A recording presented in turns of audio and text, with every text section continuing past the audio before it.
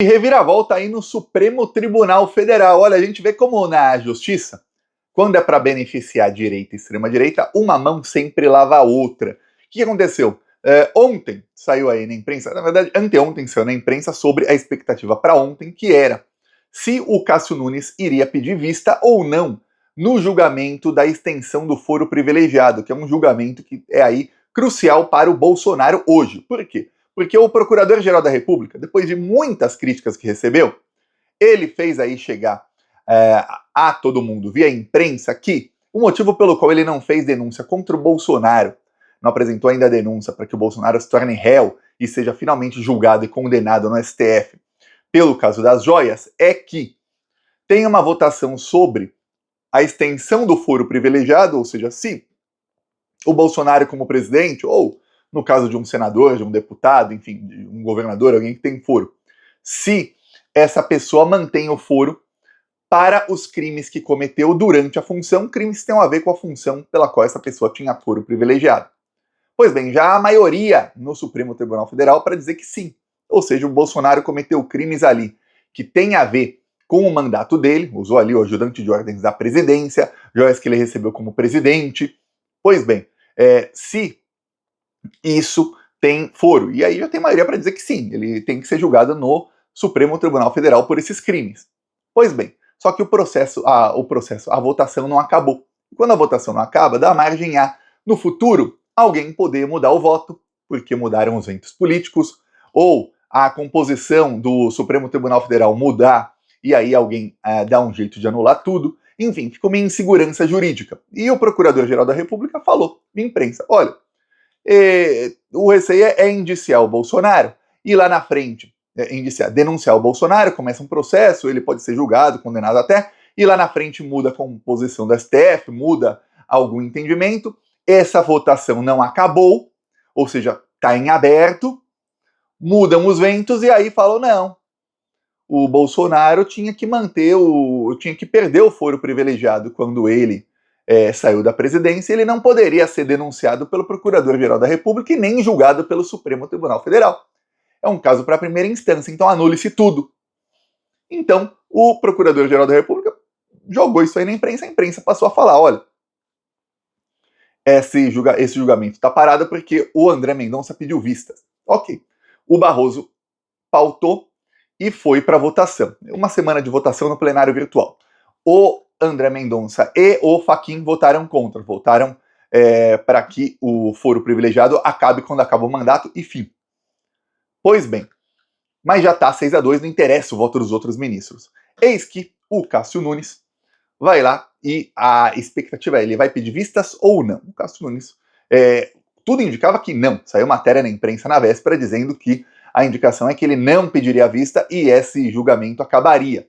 E aí eu já fiz a conexão para você. Falei, ó, se o julgamento acabar, o Procurador-Geral da República, os motivos, as desculpas que ele deu para não ter denunciado o Bolsonaro ainda vão para o espaço e ele só espera aí 1-2 dias a homologação disso aí, saiu, se chama acordão.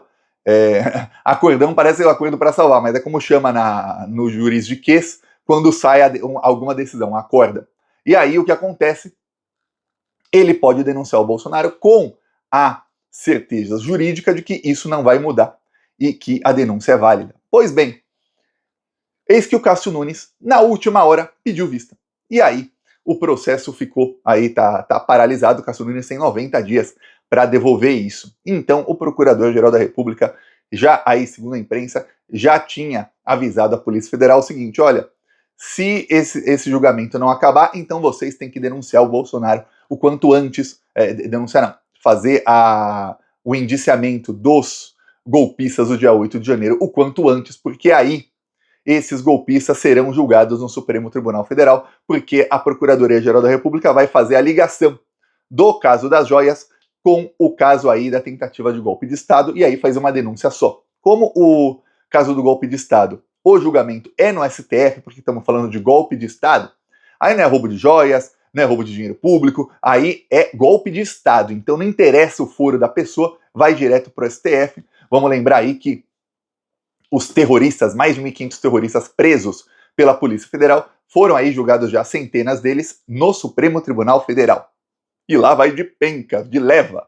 E aí, o que acontece? O Bolsonaro será julgado no Supremo Tribunal Federal, mesmo essa votação não tendo acabado. Então agora a bola está com a Polícia Federal. O diretor-geral da Polícia Federal, ele foi perguntado ele está dando entrevista aí a cada 2, 3 semanas, ele dá entrevista e ele dá um prazo novo para o fim da investigação. É muito engraçado. Ele dá entrevista e fala, olha, vai ser em julho, hein? Aí tem entrevista, tem um vídeo dele lá falando tudo mais. Aí, em julho, ele dá outra falando, gente, vai ser agora em agosto, hein? Primeira quinzena de agosto. Aí ele dá outra entrevista e fala, não, segunda quinzena. Aí depois ele fala, não, em setembro. Aí depois ele fala, olha, deve ser depois da eleição, porque como o procurador-geral não vai denunciar o Bolsonaro no caso das joias, a gente está incrementando aí os indiciamentos, está colocando mais provas, está fazendo a investigação melhor ainda, porque já que a gente tem que esperar, então a gente vai esperar. Só que agora veio o chamado, que é, olha, pode indiciar aí o quanto antes, que a gente já começa a investigar, ou seja, aí o Procurador-Geral da República já vai começar a fazer a investigação dele para ligar uma coisa com a outra, e aí eles podem fazer a denúncia contra o Bolsonaro, uma denúncia só, um mega processo. Seria melhor ele ser denunciado no caso das joias logo, e depois, no caso do golpe de Estado, 2 denúncias diferentes, 2 processos diferentes. O processo das joias deve correr bem mais rapidamente, é só ver o caso da Carla Zambelli com o hacker. A gente está aí em mais ou menos 6 meses de processo, já passou da fase de instrução, que é quando já está na última diligência da fase de instrução, que é o depoimento dela, que é quando ali as provas são apresentadas e depoimentos são colhidos, né? Cada um da sua versão ali. Na verdade, nem se chama depoimento mais, se chama audiência, é a fase da audiência. Aí depois já vai para julgamento. Então a coisa vai ficar bem feia para Carla Zambelli em pouco tempo. Talvez dê menos de 1 ano aí de processo da Carla Zambelli até a condenação. Então veja, quando é um caso, e olha que o caso do hacker é bem mais complexo que o caso das joias do Bolsonaro, que a Polícia Federal conseguiu todas as provas, todas, sem exceção. Então no caso das joias, o que tinha aí a Polícia Federal como panorama é que o Bolsonaro seria julgado e condenado até dezembro. Notícia que saiu aí no Globo faz umas 2 semanas. Porém, eu acho muito difícil. Tá? Eu vou falar. Esse cronograma aí é uma loucura. É igual quando o diretor-geral da Polícia Federal falava que, olha, vai ser... No ano passado ele falava, vai acabar essa investigação aí em dezembro. E aí, ele falou dezembro do ano passado. Flávio Dino ainda era ministro. Aí passou janeiro, fevereiro, já estamos aí no final de setembro e não acabou. E aí ele justifica e fala, não, mas a gente descobriu o caso da BIM paralela e os casos se cruzam, aí uma coisa tem a ver com a outra e a investigação vai aumentando. Só que a verdade é que a investigação não acaba nunca. E a paciência da população em ver um monte de bandido impune acaba. O deputado Glauber Braga, que está aí sendo perseguido pelo Arthur Lira, ficou mais tempo preso por defender a Universidade Estadual do Rio de Janeiro, que estava ali. O Cláudio Castro roubou dinheiro pra caramba, aí a polícia, os estudantes estavam ali fazendo um protesto, a polícia foi lá pegar os estudantes, prenderam o Glauber Braga por 8 horas, ficou 8 horas preso aí o Glauber Braga, ou até mais, e o Jair Bolsonaro matou 700 mil pessoas. Tá tendo uma investigação na Procuradoria-Geral da República. Ok, até agora não vi denúncia, não vi nada. O Bolsonaro roubou joias aí que recebeu como propina de ditadores. Tá tendo investigação. Não vi a denúncia, só vi um monte de desculpa. O Bolsonaro tentou dar golpe de Estado, fez tudo o que fez de errado e nada. A impressão que fica dando é que vale a pena cometer crime no Brasil se for crimes bilionários. Se for muito crime, vale a pena cometer. Não pode cometer pouco, que aí vai preso. Se cometer muito muitos crimes, aí a justiça fala, nossa, mas aí tem o direito à ampla defesa, tudo mais, vamos ver, só depois do julgamento. E a imprensa inteira, que é uma imprensa vendida, bandida, tem aí jornalistas que servem como porta-vozes desses bandidos, e a imprensa fica normalizando, dizendo que, não, gente, vai ser só depois do julgamento que vai ser preso. Com todos os crimes que cometeu, com toda a obstrução de justiça que cometeu, não, só depois do julgamento, que vai prender um ex-presidente, olha o cacife político dele, e aí todo lugar que ele vai é uma vergonha maior que a outra, ele não leva ninguém nos lugares que ele vai. Mas não, olha só, na hora que era para prender o Lula, líder nas pesquisas, líder de ganhar no primeiro turno em todas as pesquisas, aí não tinha esse problema de falar, nossa, vai prender um ex-presidente, vai não sei o quê. Não, muda a lei, muda a Constituição e prende. Aí para pegar o Bolsonaro, não, olha, aí o que o Procurador-Geral da República e a equipe dele, né, quando vaza isso para a imprensa, tentam mostrar o seguinte, não é porque está em período eleitoral que eu não estou denunciando, é que tem um problema aqui no STF. Olha, se fosse para prender petista, ele primeiro denunciava, mandava prender, tudo mais, aí depois ele esperava o julgamento do STF acabar, porque já tem maioria. Ah, mas e se alguém mudar o voto lá na frente? Olha, se mudar o voto lá na frente, o petista já foi preso, já foi achincalhado, já saiu notícia no mundo inteiro dizendo que ele foi preso, que ele é um corrupto, que ele é a pior pessoa que já nasceu na face da terra, que era assim que faziam com o Lula. Aí depois, mas aí vê que realmente não era bem assim, aí até anular tudo, o Lula ficou 580 dias sequestrado em Curitiba. Mas no caso do Bolsonaro, com todas as provas, ele fala, não, porque a gente não quer que lá na frente ele consiga anular a parte. Olha, se ele for preso no caso das joias, mesmo se acontecer uma desgraça política no Brasil, o Trump ganhar a eleição, ele e o Elon Musk conseguirem comprar ministros, eles mudarem aí os votos nessa votação, já ficou preso. Aí tem outros processos aí muito mais difíceis para ele, mas já ficou preso, porque senão, isso da desgraça política aí que talvez acontecer, nem preso vai. Se pensar bem, nossa, mas e se mudarem os ventos, os ministros mudarem o voto lá na frente, tudo mais. Bom, se mudarem os ventos e isso acontecer aí, nem preso o Bolsonaro foi, então, né? Porque aí depois vão dar um jeito de não ser. Então, você vê, não prendem o cara com medo de que lá na frente possa ser anulado, caso mudem os ventos políticos, mas aí não fica preso, nem preso foi. É essa a lógica aí do senhor Procurador-Geral da República. O Alexandre de Moraes segue aí lutando contra os fascistas, segurando a democracia do Brasil na unha. Agora o Twitter, o Elon Musk, completamente humilhado, virou um cachorrinho do Alexandre de Moraes, pagou todas as multas, colocou representante no Brasil, fez um monte de coisas, e aí implorou, por favor, volte o Twitter no Brasil, porque segundo a conversa que ele teve com um deputado bolsonarista, o Twitter está morrendo, o algoritmo da rede social, ele é como um ser vivo, se você tira o oxigênio, ele vai acabar morrendo.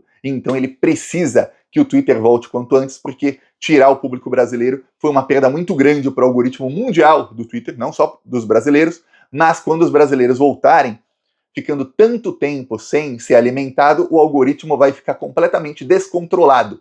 Só que o algoritmo do Twitter, muitos youtubers já provaram, muita gente já provou, pesquisas bem sérias já provaram, é o algoritmo que é feito para você ver extrema-direita.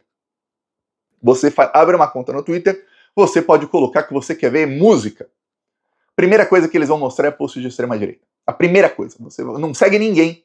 Fala, eu gosto meus interesses, lá na hora que você cria a conta tem lá interesse, põe música, não segue ninguém. Na hora que você clica ali para você, que é a parte for you, para você, vai aparecer o quê? Extrema-direita. Posts de extrema-direita, posts políticos, e aí eles colocam posts que não são muito, de contas que não são muito radicais, e aí vão radicalizando pouco a pouco. Essa é a estratégia aí do Elon Musk, é para isso que ele tem a rede social. Imagina o algoritmo dele morrer. Então o Alexandre de Moraes decretou aí uma multa de 10 milhões de reais, 5 milhões por dia, em que o Elon Musk driblou ali, em desespero, ele driblou a suspensão ali decretada pelo Alexandre de Moraes. E também mandou o Twitter se pronunciar, porque ele bloqueou 18 milhões de reais da Starlink e colocou nos cofres da União. Mas o Twitter recorreu. Então o Elon Musk fala, você disse que pagou a multa, mas não. Você está recorrendo é porque você não quer pagar. O dinheiro continua retido. Você vai continuar recorrendo, então vai até que seja julgado o seu recurso. Eu vejo, porque se for julgado o recurso e for negado, aí você se ferrou. E, na verdade, você mostrou que não queria pagar a multa. E se você for julgar o recurso e ele for aceito, aí você realmente vai ter o dinheiro de volta e não vai ter pago a multa. Essa é a verdade. Então, qualquer resultado que tem aí no recurso, você não pagou a multa, o Elon Musk. Então, ou você deposita 18 milhões ali e com um documento dizendo que esse é o dinheiro da multa, ou você aceita esses 18 milhões que foram bloqueados a Starlink como sendo para o pagamento da multa e não recorre mais. É isso. E aí ele ainda multou em 300 mil a representante do Twitter no Brasil por conta aí de ordens que foram expedidas e ela, já como representante, não cumpriu. Por isso que ninguém queria esse emprego. Já nem chegou, já foi multado em 300 mil a mulher. Tá ruim, hein? Tá ruim. Olha, corajosa. Que do jeito que é o Elon Musk, já já ela vai presa. O Alexandre de Moraes já avisou nos autos do processo, ou seja, não é o Alexandre falando, não. É ele escrevendo nos autos que os representantes do Twitter podem ser presos caso as ordens judiciais não sejam cumpridas. Oh, ele cumpriu todas até agora. Quem garante que ele vai cumprir as próximas? Continuam crimes sendo cometidos lá. Aí a justiça vai atrás, manda apagar as contas. Ele vai apagar? Vamos ver, né? Vamos ver até onde vai aí a subserviência do Elon Musk para o Alexandre de Moraes, que, segundo o Gustavo Geyer, é temporário. Ele vai voltar a peitar o STF muito em breve. Vou falar, o Alexandre devia enrolar, mas enrolar isso aí, deixar até o fim do ano fora, mas ferrar o Elon Musk de verde e amarelo, porque tá provado que ele não quer ter uma rede social como um negócio para ganhar dinheiro. Ele quer atacar a democracia do Brasil. Esse é o negócio dele. Pois bem, peça sua inscrição no canal. Seguimos aqui na luta. Falou!